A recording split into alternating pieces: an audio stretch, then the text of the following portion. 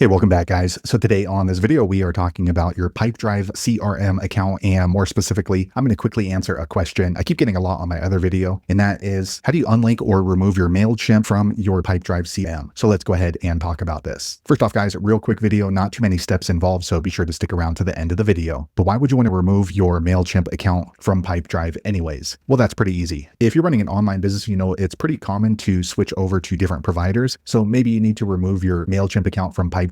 Whatever the case is, it's a pretty easy process. It's handled here in your Pipedrive account. Check my video description. I'll try to leave the written instructions there as well. But I've already logged into my Pipedrive, and this is the home screen. Now here on the home screen, if you want to go ahead and remove the Mailchimp syncing, you're going to need to click on this little puzzle icon here on the top right. Once you do that, you'll see a drop-down menu, and you just want to scroll down until you see Mailchimp under all apps. Okay, once you click there, you're going to be brought to the Mailchimp settings, as you can see right here. And in order to remove this from your Pipedrive account, click on this red uninstall button here on the top right. All right, once you do that, Pipedrive is going to ask, are you sure you want to uninstall Mailchimp? If so, click on the red uninstall button once again. Okay, a quick second later, this page refreshes and you're going to see this pop up saying Mailchimp has been uninstalled. So now my contacts are no longer going to be syncing between Pipedrive and Mailchimp unless I re-add Mailchimp in the future. So there you have it, guys. If you're wondering how to delete or remove your Mailchimp account from your Pipedrive, that's the easiest way I know how to do it. If you know an easier way, be sure to leave a comment below. Let the rest of us know how you did it. Hopefully you found that video useful. If so, click thumbs up or maybe consider subscribing to my channel, and I hope to see you on the next video. Thanks again for watching.